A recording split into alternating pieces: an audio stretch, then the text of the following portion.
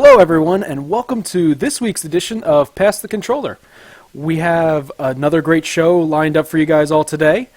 And with us tonight, our panelists are Tony, Justin, Herbis, and Quin. Like I said, without further ado, let's get right to the topics here. For those who have never joined us before, Pass the Controller is a fun little roundtable discussion about various topics in video games. And starting out, we will have two rounds of two main topics, followed by a showdown round that has three topics. And I award points depending on argument, on how well they can deliver their arguments. So, without further ado, let's get right to the topics. To start off today, there was some pretty interesting news this week where Nintendo announced that they will be making smartphone games now.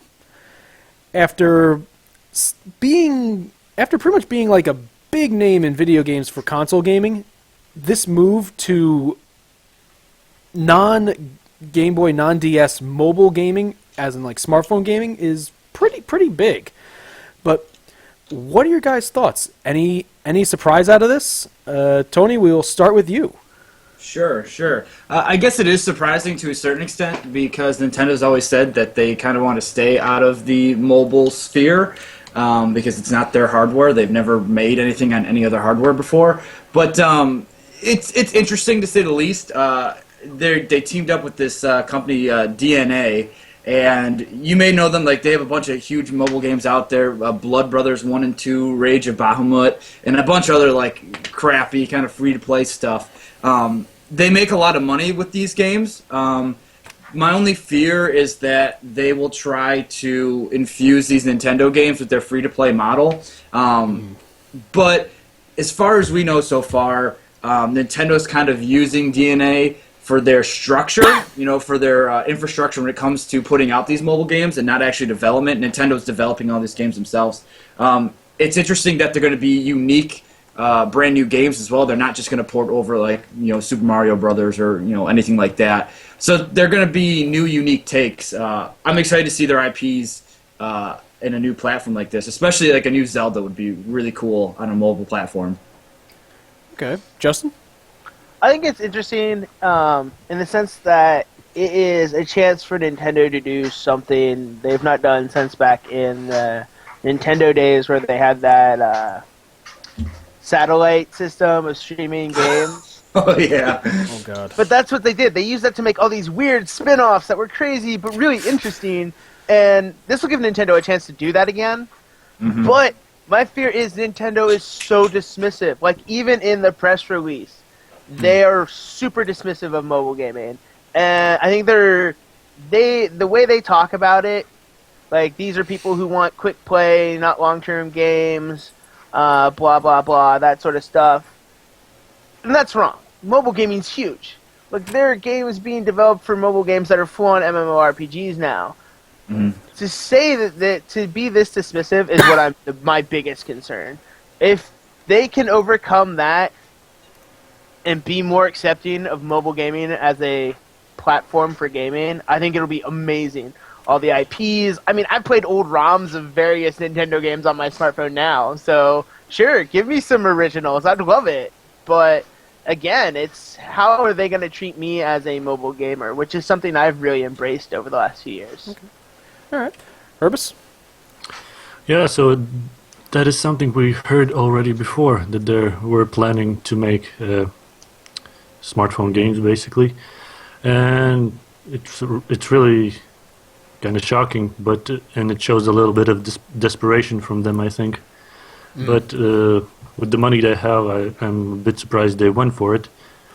But I think since they're making new IPs for it, it's actually maybe we'll see something new, unique on the phones that someone already hasn't done, because the mobile market is flooded with quite shitty games, to be honest. This is true. And my hope is that they don't make those games like a Mario Runner or something. But my hope is that they take the phone as a controller, see that it has a touch interface and do something with it instead of trying to implement their own games, like Mario, but with jumping with touchscreen, which will never work. Well, work on a And- calculator. Yeah, basically that. But I hope that doesn't devalue their console games, as because like if you put your games out like Mario on a smartphone, there's a lesser reason to buy a Nintendo 3DS, for example. Maybe we'll see those bejeweled games, bejeweled clones from 3DS come to smartphones instead. Okay. So that's what I think. All right. And Quinn? So I think it's really good timing for them. The driving reason behind why they never wanted to go into the mobile space in the past is because they're dead set on having tight control over the capacities of the system that run the games. They don't want you to play an NES game on another system because it might not work the same, and that's bad for their image. But these days, any smartphone is a little more capable than, say, the Game Boy Advance SP. Even the bottom line ones, and the higher ones are up past like Nintendo DS tier. Likewise, a modern smartphone has every sensor that the Nintendo DS did, and then some. So they have a lot of potential to look at new venues of bringing in input. Your smartphone could be your controller that picks up sound, and you could talk into it. And voice recognition is common on smartphones. The DS used the microphone to be like, well, are you blowing into it? Then we're going to move the thing that you're looking at, or blow out the candle. And it wasn't really a microphone so much as a wind sensor. It's true. And likewise, when they put out the DS and people were like, oh, are they just going to start porting all their 3D games over? And then they came out with something, for example, New Super Mario Brothers. And New Super Mario Brothers was so successful that it's now the model that they build the console games after, and it's incredibly successful, and it's a lot of fun. And it's basically because they went back to the old paradigms but juiced it up for new hardware. And so you've got this nice feedback loop. Things that you couldn't try on a DS because the hardware is so fixed and limited, not limited in a bad way, but limited in it doesn't change unless they change it. Okay. And then, the phones come along and somebody says, well, hey, we've got GPS in these. Can we use that in a game? What about the light sensor? Can we use the light sensor in a game? Can we use Bluetooth? What about Wi-Fi? The DS had Wi-Fi, but it was kind of like fake Wi-Fi. It was like peer-to-peer Wi-Fi. It very rarely did anything like that. And so I think that a lot of those ideas can then feed back into the next generation of consoles. Okay. And, Can I bring up one thing? Sure. Sure. Yeah, go for it. So Herbis was saying that he's hoping that the mobile games are not going to take away from their consoles, and that's exactly why they announced this whole codename NX at the press conference. Their next hardware, even though it's probably just a piece of paper with just like, hey, I think this would be a cool idea. Like, it's probably nothing so far. But the whole reason is it Iwata, I think, the president. The whole reason that he brought it up was because he wanted to show consumers that we're still committed to our consoles, but this is just another revenue stream they're going after. It's true. And I don't know the exact numbers on this, but I've heard it said that Nintendo could operate without making any money for the next 30 years, and they wouldn't even dip into their deep reserves. So I can't imagine that this is a desperation move. Absolutely, I totally agree. I definitely This think looks to me like one. I think it's more of a matter of If it was any broad other games. company, then yeah, I would say it might be desperation. But Nintendo is in such good financial shape that this is just them saying, well, The Wii how really can we- did help. how- The Wii Yeah. just launched Yeah. them so high. The Wii U isn't helping, though. That's another thing. Wii U is not helping. but Which is I a shame, think they got considering money- I they got like the money Wii to U. spare. I like my Wii U. Yeah. Yeah, So me do too. I, but the consumer doesn't. Mass Oh, consumers don't It- like It's not selling well, yeah. As It's, well. yeah, the little Well, wait, touchscreen. how- Yeah, the how old touchscreen is it now? controller. It's 2-3 2? years old.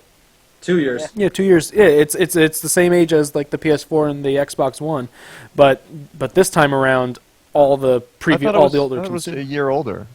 It is a year older. It is a year older. Yeah, that's what I was saying. PS4s two or came out three. last year in November.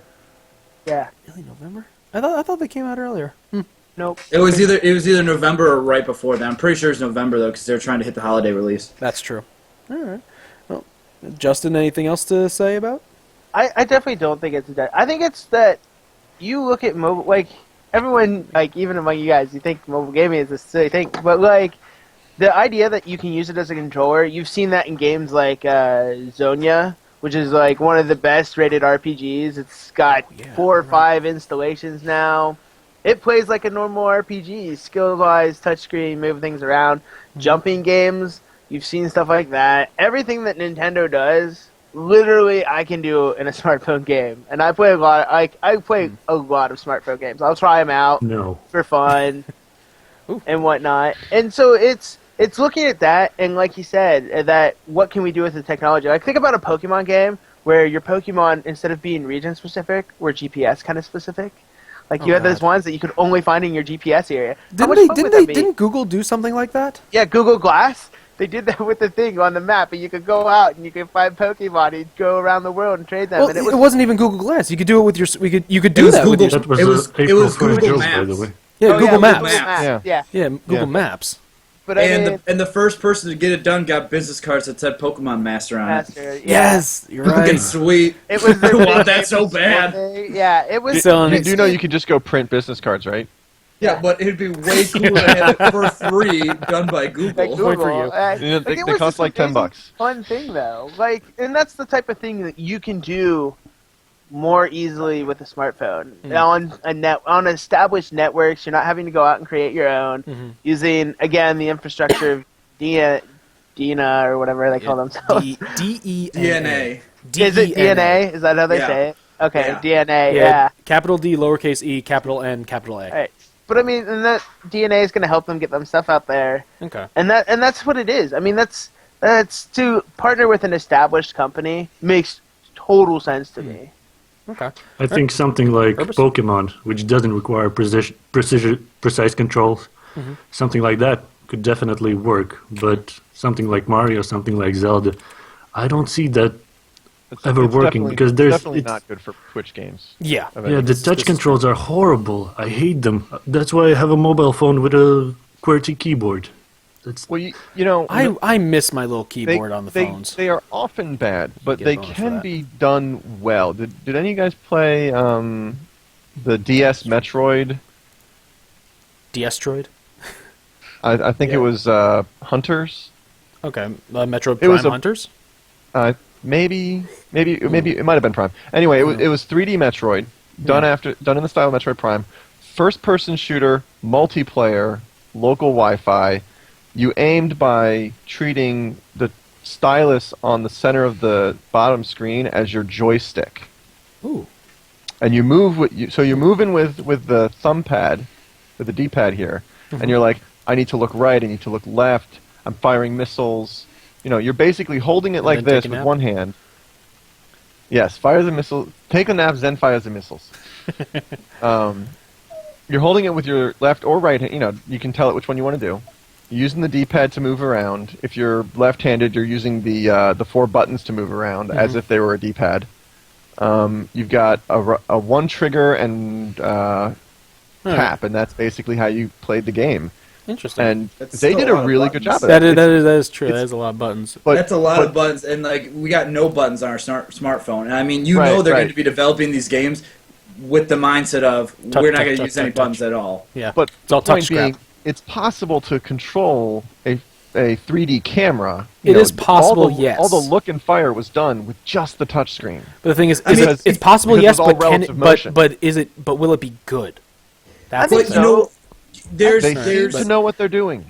they have a track Got a minute record. left. I mean, Yes, that's they what have I'm a getting. track record. If you go back to when the DS first came out, so that was the first time people were really looking at touchscreens in gaming. They had gyroscopes and all that in the Wii, and it might have been in the DS too. But like all the functionality that's in our smartphones, Nintendo's already implemented it in their games before. I have no reason to believe they couldn't bring it to a smaller screen and be successful.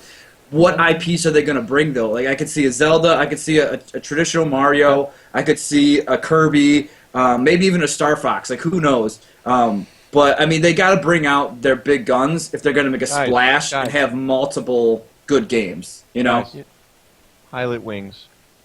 Ooh, that would be cool. That's a bonus for you. All right. There's so much they can do IP Get wise. 30 seconds. And that all right. But that is true. Like, to bring out the big guns, I mean, that's going to be what they're going to do. But they can bring out so much more. Like, That's to true. use the smartphone is just brilliant, I think. Yeah. Try Splatoon. And remember, it's not Splatoon with a just- phone. Ooh, that's a good Yeah. one. Okay. Guys, remember, it's not just smartphones. But tablets, too. Yeah. That's true. All right. Well, that's all the time we have for that topic. Let's. That was a lot of points this round. Let's tally up the We could talk scores. about forever. 4, 5, 6, 7, 8, 9. All right, Tony, you currently have 12. Justin, you have 9. Herbis, I you have also 17. have 9, and Quinn. Oh boy, 2, 3. 4, 5, 6. Quinn, you have 16. You brought the big guns on that topic. Holy Christ! Goodness gracious! Just real quick, I'm just going to show off a quick picture of my wife and her necklace. Oh yeah, the Triforce. I remember that one. This is my focus. So, All right. Well, let's move on to the next topic. Project Morpheus. Sony is making a. I just basically want to making open its, by saying they missed a huge opportunity in not calling it PlayStation Eyes. that was already that they that I'll comment on had that, that. actually. Yeah, they already have that. No, they had Toy. PlayStation Eye, but they didn't call it PlayStation Eyes. That's Yeah, just as bad it's as just calling the Wii confusing. U. Or, that's just as bad as calling the next Wii the Huge. Wii U. It's like, Huge. Oh no! Huge You want to missed know opportunity. what the Nintendo NX is going to be? Nintendo Wii U 2. Oh, that'd be no, terrible. the Super Wii U. It'll be the Wii U The new 64. Wii U too. Wii U It'll 64. be the new Wii Wii U U. 2, and iTunes will download it without asking. All right. Well, Project Morpheus. Sony is making its foray into the virtual reality world. Do you guys think it has promise? Is it actually viable, and will it be better than the existing VR programs such as the Oculus Rift? And Quinn, you went last time, so you get to start things off this time. Okay, so the problem with throwing virtual reality on a console is that you can't. If you have a console game, you can't just ask it to render twice as much because it's already fine-tuned to render as much as it possibly can to get the highest frame rate and the highest polygon counts out of whatever they're doing. So the engine is fine-tuned for the fixed specs. You can't just say, "Hey, while you're doing that, can you just render twice as much?" It doesn't work on a console, So the Oculus comes out, and you can tell a computer, desktop computer, hey, I need you to render twice as much, and maybe it renders slower frame rate, or it has to drop down level of detail. You drop down the settings, and that's fine because it's a screen about this big anyway. But it's so close to your eyes. It's so close to your appears eye that more, it's big It's enough, about but a it's tablet size. Oh, it's 1080p it's almost. not a so- particularly high resolution screen, Yeah.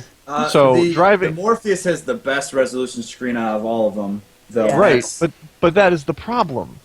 Is that now they have to say They're still limiting okay, themselves. we're either going to have hardware that can run Morpheus and render the game twice, or we're going to have every game that's running on a TV just wasting a lot of processing power.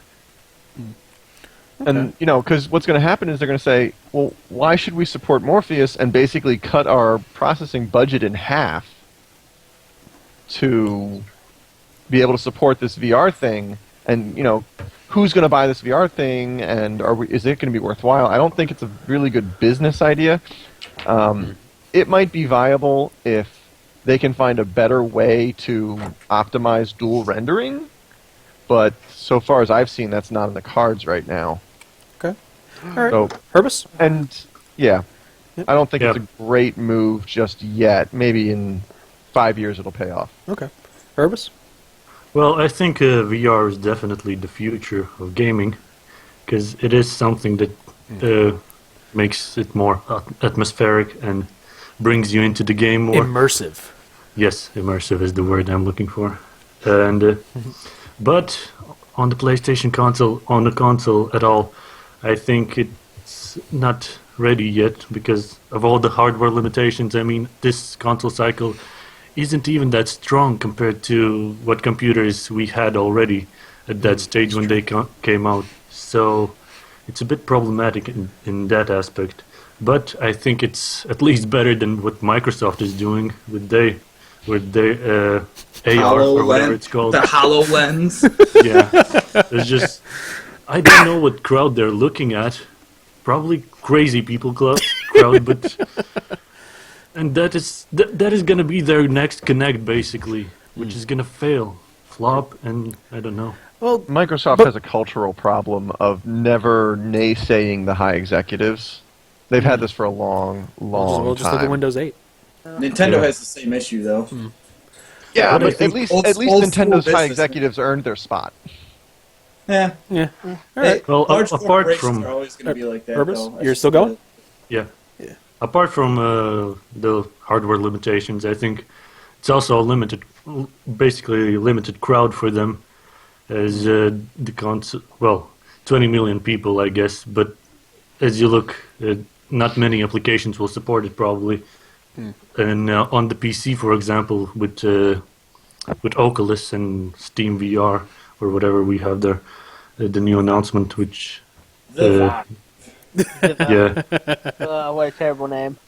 We Well, it can could be maybe worse, it could be the expect Wii U. something like Netflix getting implemented in your eyes, and Spotify with lyrics and all the audio visualization. Which, Why would we just get TV screens embedded in our eyes? That'll That's work. awesome. well, that's I do what that. I want. That's amazing. I do believe that's towards the second half of the Book of Revelations. Yeah, pretty much.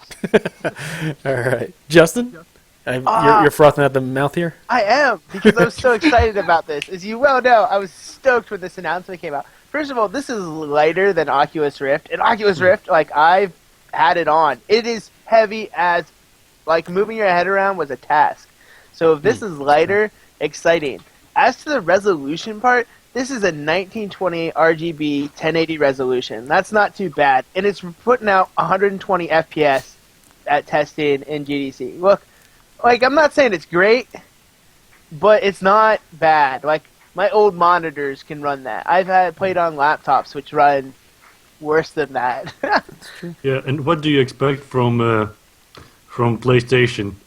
I mean, it's gonna run at 30 FPS. It's gonna be hell for your mind and eyes. Well, like I said, it's Oh, yeah. at the low scale. It was putting out 60 FPS, and it was hitting between 60 and 120 like regularly. Like it had a stable. I think it was averaged out at 80 something. Mhm. So I mean, that's a good FPS rate for For it. games, yes. Yeah, and then I was going to say take into account for it's using movies, it's a lot. eye. It's 60 FPS for a lot of movies now.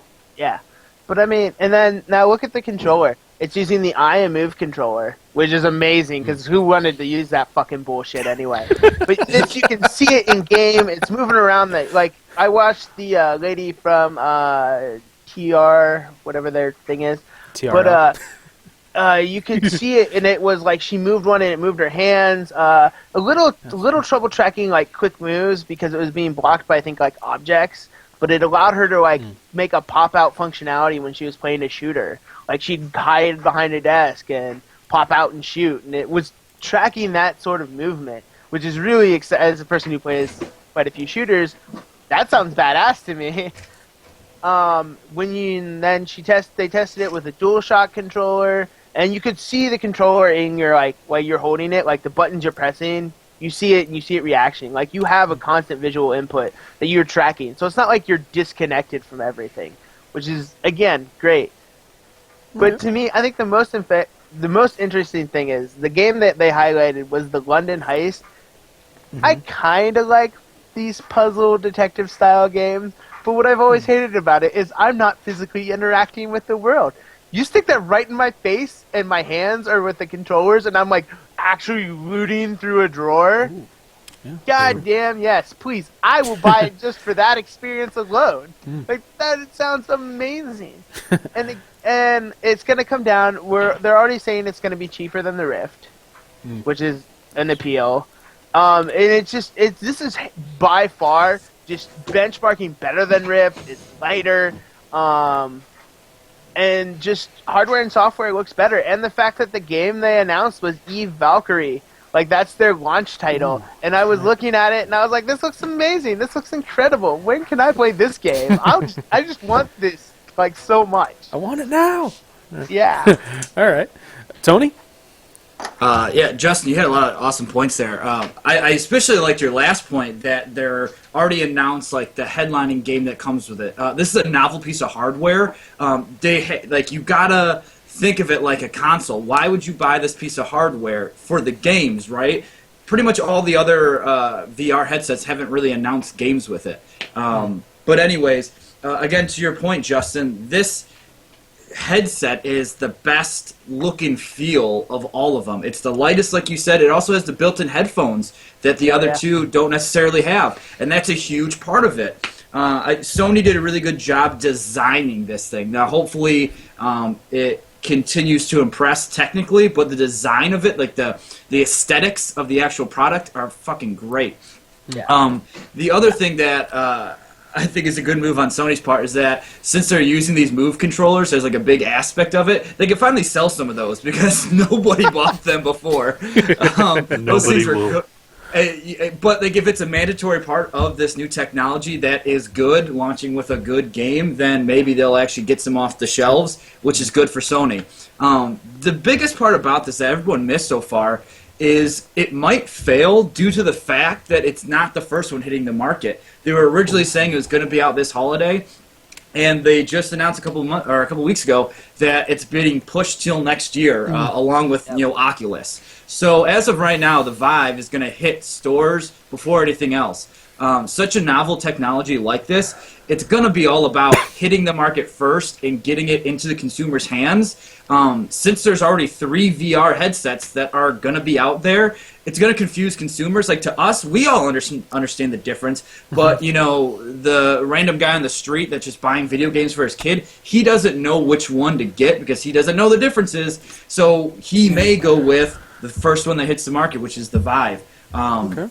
My grandson wants the Game Station 360. No, that's exactly Give it. him a virtual boy. I think, like, you guys were all saying that it wasn't a strength. You guys were all saying it's not a strength for it to be kind of tied to the console. I think it is.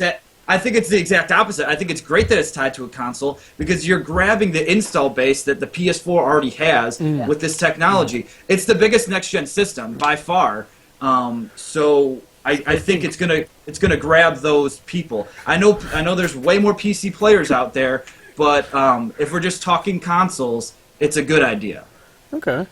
I think the negative press around the Rift is going to help Sony think. And then to bring in the console tie-in, the biggest draw for me was that it ties into the Vita. Like, even if I'm just, like, streaming that closer to my face, I'm going to enjoy that. Like, that would be an enjoyable... Like, I'll hold the Vita in my hand, stream it to the Stream it to my face! And enjoy it, like, feel more immersed in that. And that'll be great alone. I'm immersing myself. First of all, I don't really like the Vita. I find its play-by-play to be shitty and weak.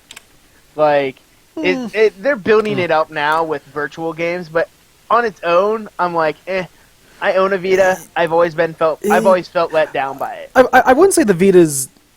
It has a decent library. It just isn't The as RPGs, good. basically. It wasn't as good as the it's like PSP, if you like RPGs, it has a lot of choices. It's not a bad system. It's just not the best one out there. It's just like, it's kind of like, okay, it's there. But if this can tie into it and get It's not more like people, the N-Gauge. yeah. But I mean, if they can do it, and then more developers look at the Vita and like, well, if you tie it to the Morpheus, well, that's great. Let's see what we can do. Like, think about like that. That to me is another great part about it. Tony brought up the Vive. And the Vive's got its own unique technological aspect, which is the motion sensors. However, I don't seem so tight-lipped about it. They're like, what they've announced are like HBO and shit having exclusives with the Vive. And you're like, great. I don't want to buy a VR headset just to watch TV. Like, well, the other thing about the Vive is that you're going to be required to have space to move around. Like, you're going to need a dedicated play area, which is... It's absolutely silly. But then again, the Kinect does too. Well, Right, that's and why it look is how Connect. bad. Yeah, I look can how see bad what that I'm was for doing here. Microsoft. That's even worse. Yeah, I mean, you if you're basing any business decisions on the Kinect, then you are stupid. You are dumb. I don't think Valve's a dumb company. I think they're the smartest ones out there for the most part when it comes to gaming. So there is something to this whole idea, but at first sight, having to have a dedicated play area is a terrible idea. Because think about, like, if you got kids running around and you put on this VR headset, you can't see what they're doing. You might hit them over. I mean, how many videos have you Knock seen little of Susie people out the playing? door. How many videos have you Gamers don't seen of have people kids. playing? Yeah, playing the Wii and they're swinging, they just backhand their kid or something like that. Think about when you Backhand the can't TV. even see them. When you can't Yeah. even see the kid, you're gonna knock, Well, what if knock the there's a- crap You out don't of them. realize Think gamers about don't that. have kids. We're all just single males Hey, with I have a babies. no kid. love interest. We heard him Aw. earlier. I've got 2 kids. And one of them is Yeah. highly mobile. Well, then you're not a real gamer, are you? You take that back, good sir. You take that back right now. I got my kid addicted to gaming just so I can keep being a gamer. Shots fired! Shots fired!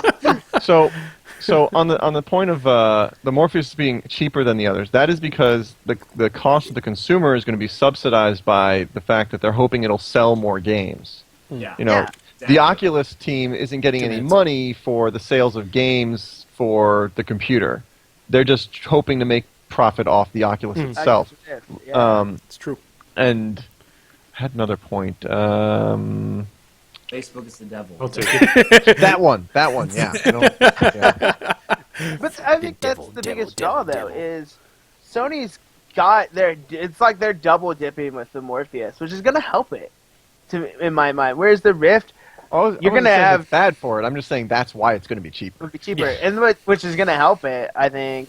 But to be that, Well, and the to go Wii back U to is that cheaper than vibe- the other 2 systems. Well, yeah, I- but I They're think- still games. They're still games. they're so Hey, gay. Smash Brothers is They have- the they only have game you 3. need.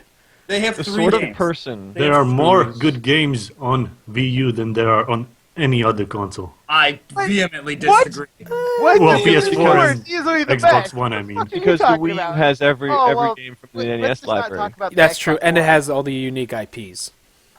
Um, But- the And one point I wanted to make, Herbis, if you go allow for it. me. Yeah, go for it. Yeah, you I think talk VR is basically gonna work only for serious gamers, because only serious gamers are gonna get it. Serious gamers like me, and not all of you guys who have kids and whatever. I just had But- a brilliant thought. Sorry, go ahead. I do not Ernest. have kids. Yeah, because who buys consoles? I mean, guys who want to play Call of Duty, basically. Hey, I buy That's a- consoles to that's play a Smash broad Brothers. I don't know. I don't say all of the guys, but say many guys who buy I consoles disagree. buy Completely. it for the next Call of Duty, for the next Battlefield, No. That's or the the thing about next Xbox. racing game. My kid wants the next Call of Battlefield. Yeah, and maybe some of you buy it for the unique games you can't get on the PC. And that's why I buy them, like Wii U. Oh my god. Okay. I- All right. One last point I wanted to make before we close final this thoughts out. from all of you? Final thought is tying it back to the last category. Codename NX is actually Virtual Boy 2 virtual headset, and it's gonna just blow our minds, man. Mario Tennis, they're gonna still use those red graphics. It's gonna be great. Mario No. Tennis and Virtual whatever Boy 2 and F-Zero. now with more colors. Yeah, first, Now you know with what, instead of 16-bit just red color. and black, it's gonna be red, black, and green. That's what it's gonna be like. Virtual It's gonna Boy be 2 like now that with would be so 16-bit painful. colors. Time. All right, Justin. To the whole who's gonna buy it, I think Final that's thought. wrong. It's gonna be just as much appeal to casual gamers as serious gamers, especially if the price point is decent, which Morpheus looks like it's gonna be. So I think Yeah, they're going to love it when they go over to their friend's house and try it out. Yeah, and, And they get And motion then they will toys say, with well, Wii we U is can't really also a fun justify toy. that much money for a gaming toy. Yeah. Herbis, final thought before we move on? Well, I mean, it's for casual gamers. Yeah, it's a fun thing to go to your real gamers place and try out. But to buy it yourself, I don't think anyone casual will invest into it. All right. Well, that is the end of our second main topic. Let's tally up the scores here. Tony, you got 3, 6, 9, 12. You got 13 points that round. Nice job, which gives you a total of 25. Justin, you got 3, 6, 9. You also got 13 points that round, which brings you up to a total of 22. Herbis, Yeah. do I know how to count? I don't know. 3, 6, 9. Herbis, you got 10 points that round, which brings you up to a total of 19. And Quinn, you got 3, 6, 9, 11 that round, which brings you up to a total of 27. So, the two moving on to the showdown round will be Tony and Quinn. Ooh. All right. For those of you who have never seen the show before, what the showdown round is a series of 3 topics, 3 quick-fire topics, where each panelist has a minute to express their opinion and explain it as best as they can. Basically, I give them a topic. They choose which side they want and justify it, and I basically pick whoever wins each topic, and it's a best of 3. And whoever wins this round gets to talk about 30 seconds on whatever they want in regards to video games. So basically, you pick the winner. Hey, you earn it. He's You have been to earn picking it. the winner the whole See. time. Kyle's Steam wish list. Where is that? Oh, boy. Yeah, it'd be a bribery. Bribery gets you a negative point. All right. Only one? Only one negative point. Well, maybe. All right. Well, let's move on to our first showdown topic of Cities Skylines. It is getting some pretty good reviews, and it was only made by a team of 20 people. What do you suppose this means for games like SimCity or Cities XL? Is it good? Is it bad? What do you think it means? Quinn, you had the most points. You lead us off this round. So I think 1 minute. a lot of what it means is that those specific games, the Maxis team at EA is going to have to stop and think, why was this game so much more successful? But I don't think it has a lot of overall impact because, there's a big precedence for really popular games being made by small teams. You've got Minecraft, you've got a lot of Sid Meier games. Initially, were just him and like 2 other people. The teams for things like the Sins of a Solar Empire, that was really small. And I don't think the size of the team is so much the factor as the fact that because they had a small team, they knew they had to streamline the design. And I also want to say, a guy put up a big post online about 10 seconds. how this isn't part of my debate, so I'm just going to run over real quick. He put up a long post about how he's an actual traffic engineer, and he basically applied all of the stuff he knows from work to building his traffic system in the game, and it all functioned properly. Like, that's how accurate the simulation is. Okay. Tony? I think what this means for SimCity is, you're on watch. They fucked up once, and in a big way, and this smaller team delivered a game that is, in every way, much better. So I think in this genre of like city building, it's saying that there is no loyalty to a specific brand. People are going to play the game that is the best, which is obviously City Skylines. Plus the fact that they have all this mod support for this game that SimCity did not have. People are putting into the City Skylines the things that the small team didn't put in yet. They already put in like a day-night cycle into the game that wasn't necessarily there before. They've already put in more buildings and a bunch of other stuff that it's just getting put in for free. I think it's a sign that games are changing and that consumers are changing. So I think the brand of SimCity is not doing very well. But 10 seconds. I really don't care about city building games. I never got into it, but in all honesty, I think City Skylines is proof that indie games can beat out anything. As long as the game's good, people are going to play it and buy it. That is very true. But yeah, so you both brought up some really good points on that one. But Tony, you are right on that one. SimCity really did screw it up, and this really points out why. So it's like it's not that it wasn't a difficult task, but they really screwed things up, and City Skylines really kind of just put them in their place. So yeah, you get the point for that one. All right. Yes, I know. All right. Up next, we have a buy or sell topic. Basically, if you think it's a good idea, you buy it. If you think it's a crappy idea, you sell it. The topic for this buy or sell is Upsilon Circuit. The purpose of this game is that you have one life, period. If you die, you lose, and you cannot play it anymore. Think this is a great concept, or is this just an absolutely bad idea? Tony, your turn. I think this is an awesome idea. Like you said, one server is running this game. 8 people can play at a time, and that is it. The whole game is based on this whole streaming thing. You know, it's an event. The game is only played for, I think, 2.5 hours every day. So when the game comes online, it's, oh man, let's go to Twitch and watch this live stream of the game. And then the viewers actually have a big impact on the game. They can spawn in enemies. They can affect certain stats and boosts for these individual characters. It feels like that first step to like a new sport or a new engaging entertainment, like a television program. You know, it's like a sport. Show.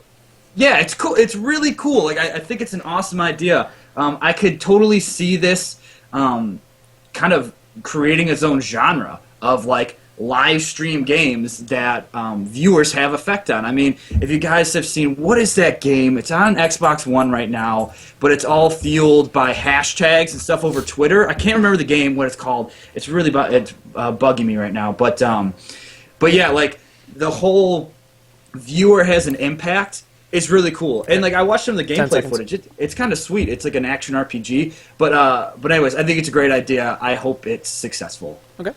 Quinn? I love the idea. I've actually I've played a couple games with just that feature, not the whole setup online with streaming and everything, but like the games where basically if you die, you're kicked out. Usually, like maybe some flash games, some story games. But it's like you're kicked out and you can't play it ever again. Yeah, basically. Well, I mean, you're not supposed to play it ever again. You could, wipe your cookies, go play on another computer, things like that. But I love the idea. It's obviously not a good business strategy for most games, but as a one-off, it's a great art piece, basically, and I love it. My one counter to the business aspect, though, is if you generate something that's really awesome to watch, ad revenue dollars, man. That's where they're going to be making their money. Yeah. It's not on units sold. It's by viewers. If they can get a couple thousand viewers every single day, and on the weekends bigger numbers, or on bigger occasions. But again, that's for a one-off. That's not going to be like it can't be a repeated business model. Like you can't have 30 games like that released a year. Oh, absolutely not. But I mean, that wouldn't happen anyways because this is such a niche kind of market thing. But I could see this type of game happening more, like more games that are meant to be streamed and viewed, like really meant to be viewed, not like how Twitch is, just putting up whatever games you're playing, like games Spectator specifically, games. Designed to be watched. All right, well, like figure skating instead of hockey. Exactly. Yeah, but then again, Tony, you also did bring up the point that it is kind of like a reality show. It's like you have 8 contestants each week, or something like that, and see how long you can survive. But so that's that is a very good point. So, all right, Tony, you get the point for that one. And being that you have 2 points, you are going to win this round. But let's move it up. No, he's still got to get one more. Best 2 or 3. But all right, let's. I thought it was. I thought it was 2 more points. Well, maybe. In that case, we'll go to a genre swap. Our final showdown topic. Let's see if Andy can somehow. Let's see if Quinn can somehow pull out 3 points out of this one. I'm gonna be very upset if that happens. on a one-topic thing. Well, So- the genre swap that we have proposed today by one of our viewers, who would survive better in the world of Skyrim, Mario or Sonic? Quinn, we will start with you on this one. Now, look, we know that Sonic is very fast and he can run around and he can get a lot of things done at once, but his weakness, of course, is that he's very vulnerable unless he's been collecting rings. Now, there's plenty of rings scattered about Skyrim that you could find in various shops and off people and so forth and so on, but if he gets hit by even one spike of the scenery, he's done. Oh, God, You know, trips it's on a very stick. it's troublesome. Whereas Mario is unstoppable in the world of Skyrim because what powers up Mario? Mushrooms. Mushrooms are everywhere in Skyrim. He just goes to the forest, he picks up whatever mushrooms he wants, he puts them in a little box above his head just in case. He's unstoppable. Beautiful. All right, Tony, can you counter that? I need a couple of questions answered first. So, does Mario get like his suits? Like, can he get a Tanuki suit where he can turn to a statue and be impervious? Like, is that a part of it, or are we just going on base stats? Because base stats alone, Sonic wins all day because he's just super fast as a natural ability, whereas Mario relies on these exterior items to make him strong. So, if we're just looking at base stuff, Sonic totally wins. But if there's suits involved, I think Mario wins. But on that same token, Sonic might be able to get the Chaos Emeralds and become Super Sonic, and he could totally destroy the shit out of a dragon Who's as so Super dumb? Yeah, Sonic. but what happens when Mario finds the Mega Mushroom and just steps on the dragon? That is it. See, Ooh, like, these he are the punches the questions we dragon need out of the answered. sky. Kyle, you did not put enough thought into this. We need these questions answered. This is the entire next episode. But like, think about if Mario picked up a star. Like, he's invincible. He could walk through anything. He could destroy anything. Like, that would be Aren't there fallen awesome. stars in Skyrim? That maybe, I don't know. But I think if we're just if I have to have an answer, it's Sonic, because he can evade anything that he couldn't beat. He could evade. He and can't even could- catch a fat man on foot. I mean, Ooh. but he loves chili dogs, man. But he loves chili dogs. But there's Of no which chili there dogs in are none. Skyrim. Of which there are What? none in Skyrim. Yeah, but there's no there's no fire flowers or stars in Skyrim either. So I mean, there's no flowers that grant fire in Skyrim. You never leveled alchemy? I never Ooh. really played that game. I didn't. Ooh, really this like it is- that much. No. But regardless, I think they would be evenly matched if anything. But I would go Sonic all the way. Just the well- speed factor wins. Well, for this topic, there are a crap ton of mushrooms in Skyrim, so Quinn gets the topic, but not enough to get 3 points out of it. So, Tony, congratulations. You are today's champion. So, Yay. you have 30 seconds to talk about whatever you want from the world of video games, and Oh, I'm so glad that's not me. Okay, I guess I want to talk about two different things. One, obvious plug for my podcast, Co-op Required. You can go on podbean.com and search Co-op Required, and you can listen to my podcast. Me and my buddy Rob talk about games and a bunch of other stuff. But anyways, the game I want to promote right now is a game on the PS4. It's called Helldivers. It's one of the coolest games I've played in recent months. It's kind of like Starship Troopers, the video game, where everything can kill you, even friendly fire, even drop ships that you're bringing in. It's so much fun. It requires a lot of teamwork as well if you're going to excel at the higher levels. It's a blast. It's like a two-stick shooter. It's kind of like what is the game? Smash TV. But yeah, it's a blast. It's an absolute blast. You should check it out. Like, I got it for like $15 on PS4. I don't know if it's on PC or anything else, but check it out. It's called Helldivers. Okay. Alrighty. Well, thank you all for showing up today. I think we had a pretty awesome episode. As Tony mentioned, he is located online with his show Co-op Required. Justin, Herbis, Quinn, are you guys located online at all? I Yes. exist purely online. I don't have a physical body. you're I like a was talking Vocaloid. about starting my own organization. I am looking at launching an MPO soft launch of June or July.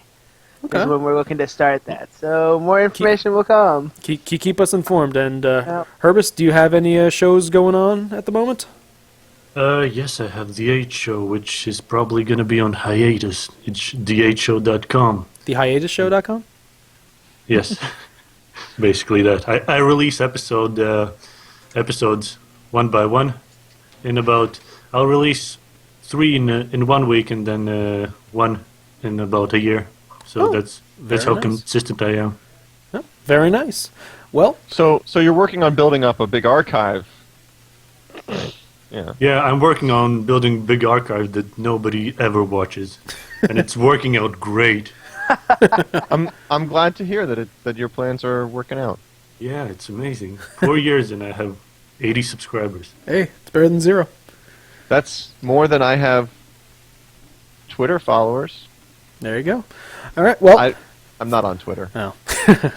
Well, for Tony, Justin, Herbis, and Quinn, I am K7. Thank you all for showing up today and watching. And oh yes, be sure to go into the little comment section down below the video.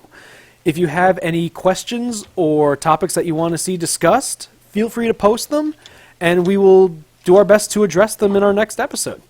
Well, thank you, and like I said, thank you all very much again.